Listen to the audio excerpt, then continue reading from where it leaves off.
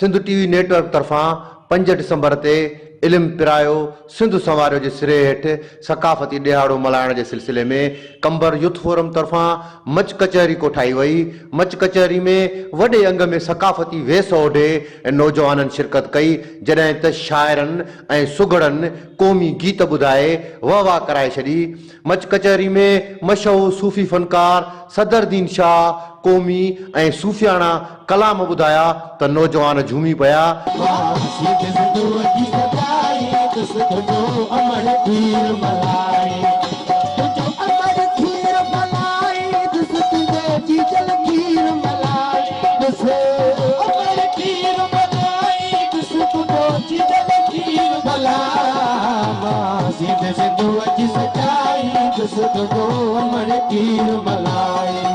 सब खां परियां त असीं सिंध टीवी नेटवर्क के सलाम पेश था कयूं जो हेड़े मौजूदा दौर में जेको हिकिड़ो बहितरीन उनवान रखियो आहे त इल्मु पिरायो सिंध संवारियो।